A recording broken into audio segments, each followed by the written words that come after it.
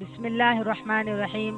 अल्हम्दुलिल्लाहिल्लज़ी Kaffa व सलामुन अला इबादिहिल्लज़ीना इस्तफ़ा, अम्मा बाद। सूरतुल फ़ातिहा मक्किया। सूरह फ़ातिहा मक्का मुकर्रमा में नाज़िल हुई और इसमें 7 आयतें हैं। सूरह फ़ातिहा की फ़ज़ाइल और ख़ुसूसियात क्या हैं? दरअसल सूरह फ़ातिहा फ़तहा से बनी है। फ़ातिहा के मक्का मायने है किसी भी चीज की शुरुआत जिससे की जाए उसको कहते हैं फ़ातिहा। कुरान पाक की शुरुआत सूरतुल फ़ातिहा से की गई है, इसलिए इसका नाम फ़ातिहा रखा गया है कि कुरान की शुरुआत इस सूरत से हो रही है। सूरतुल फ़ातिहा 2 हिस्सों में तकसीम कर दी गई है। आधा हिस्सा अल्लाह तबारक ताला का है फ़ातिहा में और आधा हिस्सा बंदे का है। शुरुआत की जो आयत है अल्हम्दुलिल्लाहि रब्बिल आलमीन और रहमानिर रहीम मालिकी यौमिद्दीन इय्याका नअबुदु, यहाँ तक ये बंदे का हिस्सा है। अल्लाह ताला फरमाते हैं इस सूरे में आधा मेरा है और आधा मेरे बंदे का है। ये सूरतुल शिफा भी कहलाती है। सूरतुल शिफा भी कहलाती है। ये सूरह फ़ातिहा हुजूर सल्लल्लाहु अलैहि वसल्लम का फरमान मुबारक है। सूरह फ़ातिहा हर बीमारी की शिफा है। सूरह फ़ातिहा का एक नाम हदीस में सूरह शिफा भी आता है। रसूलुल्लाह सल्लल्लाहु अलैहि वसल्लम का फरमान मुबारक है कि कुरान करीम की सब सूरतों में अजीम तरीन सूरत अल्हम्दुलिल्लाहि रब्बिल आलमीन वाली सूरत है। बिस्मिल्लाहिर्रहमानिर्रहीम ये कुरान पाक की एक आयत है। कुरान पाक को पढ़ने से पहले अऊज़ु बिल्लाहि मिनश शैतानिर रजीम पढ़ना जरूरी है, फिर इसके बाद बिस्मिल्लाहिर्रहमानिर्रहीम पढ़ना जरूरी है, क्योंकि अल्लाह ताला फरमाते हैं इक़रा बिस्मि रब्बिकल्लज़ी खलक़। सबसे पहली आयत जो अल्लाह ने नाजिल फरमाई थी हमारे नबी पर वो है तुम्हारे रब के नाम से पढ़ना शुरू करो। और रब का नाम बिस्मिल्लाहिर्रहमानिर्रहीम, शुरू अल्लाह के नाम से जो निहायत मेहरबान बेहद रहम करने वाला है। और बिस्मिल्लाह से पहले औज़ु बिल्लाहि मिनश शैतानिर रजीम क्यों पढ़ते हैं? शैतान मरदूद से पनाह मांगते हैं। अल्लाह ताला की मैं पनाह मांगती हूँ शैतान मरदूद से। वो शैतान मरदूद जो कभी भी हमारा भला नहीं चाहता। तो पहले अल्लाह की पनाह में चले जाओ, फिर अल्लाह के नाम से शुरुआत करो अल्लाह के कलाम पाक को पढ़ने की। तो इंशाअल्लाहुल अज़ीम हमारा पढ़ना बेहतर साबित होगा। हर काम को बिस्मिल्लाहिर्रहमानिर्रहीम से शुरू करना चाहिए, क्योंकि इस्लाम ने हर काम को अल्लाह के नाम से शुरू करने की हिदायत देकर इंसान की पूरी जिंदगी का रुख अल्लाह ताला की तरफ इस तरह फेर दिया है कि वो कदम कदम पर इस हल्फ और वफादारी की तजदीद करता रहे कि मेरा वजूद और मेरा कोई भी काम अल्लाह के बगैर, अल्लाह की मशीयत और मर्जी के बगैर और उसकी मदद के बगैर नहीं हो सकता। जिसने उसकी हर नक्ल हरकत और तमाम माशी और दुनियावी कामों को भी एक इबादत बना दी है। इसीलिए अल्लाह तबारक ताला का हम हर काम के शुरुआत में नाम लेते हैं। अल्लाह ताला का नाम ऐसा बाबरकत है कि अगर हम अल्लाह के नाम से कोई भी काम शुरू करें तो वो पाए तकमील को पहुंचता है। अल्लाह के नाम की खैर बरकत ही होती है जो हमारा काम पाए तकमील को पहुंचता है। मैं तो कहती हूँ कि अल्लाह ताला का नाम हर मोड़ पर लेने का। खाना पका रहे हैं, कोई भी चीज खाने के अंदर डाल रहे हैं, बिस्मिल्लाहिर्रहमानिर्रहीम। हिला रहे हैं, बिस्मिल्लाहिर्रहमानिर्रहीम। नीचे उतार रहे हैं, बिस्मिल्लाहिर्रहमानिर्रहीम। नहीं जोर से पढ़ रहे हो तो जबान से बगैर आवाज के साथ भी पढ़ सकते हैं, क्योंकि अल्लाह का नाम बार बार लेने से हमारे दिल में ईमान का नूर बढ़ेगा। हमारा दिल ईमान के नूर से मुनव्वर होगा اور ہمارا یقین اللہ کی ذات پر توکل پختہ ہوگا کہ وہی اللہ ہے جس نے مجھے پیدا کیا، اسی اللہ کے نام سے میں یہ کام کر رہی ہوں اور وہی اللہ میری مدد کرے گا تو میرا یہ کام پورا ہوگا۔ اس لیے ہر کام کے شروع میں بسم اللہ الرحمن الرحیم پڑھنا چاہیے۔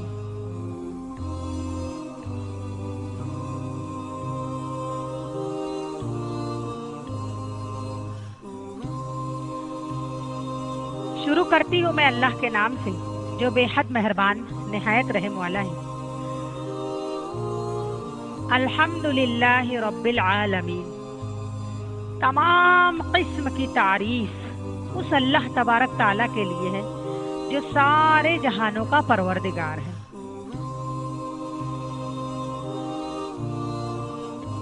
تعریف اس کی جاتی ہے جو تعریف کے لائق ہوتا ہے، جس کے اندر ہر قسم کی صلاحیت موجود ہو، جو ہر چیز کا خالق و مالک ہو، جس کو کسی چیز کی ضرورت نہ ہو، تعریف اس کی جاتی ہے۔ اگر ہماری کوئی تعریف کرتا ہے، مثال کے طور پر اگر کوئی کہتا ہے ہم کھانا پکائے، بڑی محنت کے ساتھ دل لگا کر کھانا پکائے اور اچھا پک گیا کھانا، تو کھانے والے جب کھانا شروع کیے اور کھا کے کہتے ہیں کہ ماشاءاللہ بہت اچھا کھانا پکائے ہو، ہماری تعریف کر رہے ہیں کہ تم بہت اچھا کھانا پکائے، تو یہ جو ہماری تعریف کی جا رہی ہے یہ دراصل ہماری تعریف نہیں ہو رہی ہے، یہ دراصل اللہ تبارک تعالیٰ کی تعریف ہو رہی ہے۔ حقیقی تعریف اللہ تبارک تعالیٰ ہی کی ہوتی ہے۔ کیوں؟ اس لیے کہ اللہ نے میرے ہاتھوں میں وہ طاقت عطا فرمائی، میرے دماغ میں وہ طاقت عطا فرمائی کہ میں کھانا پکانے کے پروسیجر کو بخوبی انجام دے سکی۔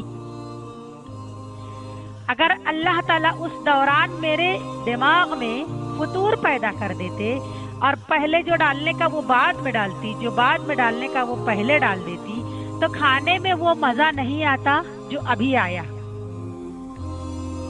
تو سمجھ میں یہ آیا کہ حقیقت میں تعریف اپنی نہیں ہو رہی، حقیقت میں تعریف اللہ کی ہو رہی، جس نے ہمیں بنایا ہے، ہمیں تخلیق جو کیا ہے۔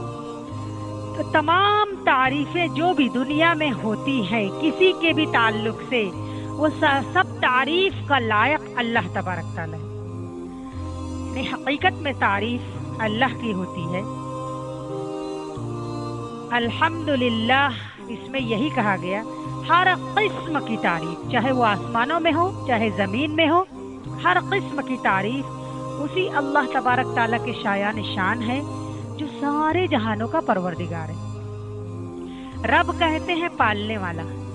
اللہ تعالیٰ کو رب اس لیے کہا گیا ہے کہ اللہ آسمان والوں کو بھی پال رہا ہے اور زمین والوں کو بھی پال رہا ہے، وہ سب کو پال رہا ہے۔ کیونکہ اللہ تعالیٰ اگر ہمیں نہ کھلائے تو ہم کھا نہیں سکتے، اللہ ہمیں اگر پانی نہ پلائے تو ہم نہیں پی سکتے، اللہ ہمارے لیے اگر نباتات نہ اگائے تو ہم کچھ نہیں استعمال کر سکتے۔ اللہ تعالیٰ جب اپنے حکم سے ہر چیز مہیا کیے ہیں اور ہمیں وہ ساری چیزیں بآسانی مل رہی ہیں اور ہم استعمال کر رہے ہیں، تو ہمارا حقیقی رب کون ہے؟ اللہ تبارک تعالیٰ ہے۔ اللہ کے سوا کوئی ہمارا رب نہیں ہے۔ یہ سب تو درمیان میں جو ہمارے ہیں کہ ہم کو جو پیدا کر دیے وہ ہمارے ماں باپ ہیں، وہ تو اسباب کے درجے میں اللہ نے پیدا کیا ہے۔ حقیقت میں تو ماں باپ کے اندر بھی جو تخلیق کی ہے وہ اللہ تبارک تعالیٰ نے کی تھی۔ اللہ نہیں چاہتا تو ہمارے ماں باپ کے اندر ہماری تخلیق نہیں کرتا۔ تو دیکھا جائے تو حقیقت میں رب اللہ تبارک تعالیٰ ہے، اور ہر چیز جو دنیا میں ہے، ہر وہ چیز جو آسمان میں ہے، تمام چیزوں کا خالق اور رب اللہ تبارک تعالیٰ ہے۔ عالمین سے اشارہ ایک عالم نہیں ہے، علماء فرماتے ہیں کہ عالم 80,000 ہے، 80,000 عالم ہے۔ ہم جس دنیا میں رہتے ہیں یہ ایک عالم ہے، اس کے علاوہ نہ جانے کتنے ایسے عالم ہیں اور نہ جانے کیسی کیسی مخلوق اللہ نے اس عالم میں پیدا کی ہے، اور وہ سب کی تربیت سب کو پال رہا ہے۔ ہم تو ہماری دنیا تک ہی محدود ہیں، ہم آگے کی دنیا کا نہیں بتا سکتے کہ کہاں کیا ہو رہا ہے، لیکن اللہ تبارک تعالیٰ نے بہت ساری دنیا پیدا کی ہے اور بہت ساری مخلوق پیدا کی ہے. اس جملے سے سمجھ میں آ رہا ہے، نہیں تو اللہ تعالیٰ کہہ سکتے تھے رب العالم، اس دنیا کا پالنے والا، اس کے لیے سب تعریف ہے. لیکن اللہ نے فرمایا رب العالمین. تمام تعریف اس اللہ کے لیے ہے جو سارے جہانوں کا پروردگار ہے. الرحمن الرحیم، جو بے حد مہربان نہایت رحم کرنے والا ہے. اللہ تعالیٰ کی رحمانیت کو اگر ہم دیکھنا چاہیں تو اللہ بہت مہربان ہے. اللہ کے رحمانیت اور اللہ کی مہربانی کی کوئی انتہا ہی نہیں ہے. اللہ تبارک تعالیٰ اتنا مہربان ہے، اتنا مہربان ہے. ایک ماں اپنے بچے پر کتنا مہربان ہوتی ہے. اگر بچہ ضد پر آ جائے تو ماں اور باپ دونوں اس کی ضد کو پورا کرنے پر مجبور ہو جاتے ہیں اور ان کی شفقت آڑ آ جاتی ہے اور بچے کو اس کی ضد کو پورا کر دیتے ہیں. اگر بچہ بہت رو رہا ہے، بہت گڑ گڑا رہا ہے تو وہ جو چیز مانگ رہا ہے اس کو دے دی جاتی ہے. حدیث پاک میں ہمارے نبی کا فرمان ہے، اللہ تبارک تعالی ایک ماں نہیں 70 ماؤں سے زیادہ رحم کرنے والی ذات ہے. 70 ماؤں سے زیادہ محبت اور شفقت کرنے والی ذات ہے. اور رحمان ایسا رحم کرتا ہے کہ جس کی کوئی حد ہی نہیں ہے. وہ ایسا رحم کرتا ہے. دنیاوی اعتبار سے دیکھا جائے تو اللہ نے دنیا بنائی، دنیا میں انسانوں کو پیدا کیا. اب کتنے ایسے لوگ ہیں جو اللہ تبارک تعالیٰ کے آگے جھکتے ہیں، اللہ کی پرستش کرتے، اور کتنے ایسے لوگ ہیں جو اللہ کے آگے جھکتے ہی نہیں، اللہ کو مانتے بھی نہیں. لیکن دنیاوی نظام کے اعتبار سے دیکھا جائے تو اللہ مومن کو بھی کھلا رہا ہے، کافر کو بھی کھلا رہا ہے. مومن کے لیے بھی سورج نکال رہا ہے، کافر کے لیے بھی نکال رہا ہے. مومن کے لیے بھی بارش برسا رہا ہے، کافر کے لیے بھی. اللہ ایسا نہیں فرماتا یہ میرے بندے ہیں، ایمان والے ہیں تو میں ان پر ہی بارش برساؤں گا، وہ کافر ہے تو ان پر نہیں برساؤں گا. اللہ ایسا رحمان ہے. اس کی رحمانیت بالکل عام ہے، کیونکہ وہ جانتا ہے کہ مخلوق میری ہے، میں پیدا کیا ہوں. وہ مانے نہ مانے، لیکن میرا کام یہ ہے کہ میں ان کی تربیت کروں، میں ان کی پرورش کروں، میں ان کو دوں. سب کو برابر دے گا. بس بات یہ ہے کہ اللہ تبارک تعالیٰ نے ہمیں یہاں پر اختیار دے دیا ہے. ہم کو اس دنیا میں بھیجا ہے، ایک مقصد کے تحت بھیجا ہے کہ جاؤ اور عمل کرنا. اللہ کی رضا کے لیے، اللہ کی خوشنودی کے لیے عمل کرو. یہ اللہ تبارک تعالیٰ ہماری پیدائش کا مقصد بتائے ہمیں کہ جاؤ اور دنیا میں جا کر عمل کرو. جو جیسا عمل لے کر آئے گا میرے پاس، میں اس کو ویسا سلا دوں گا انشاءاللہ العظیم. باقی کی تفسیر آگے والے ایپیسوڈ میں بتاؤں گی. وما علینا الا البلاغ.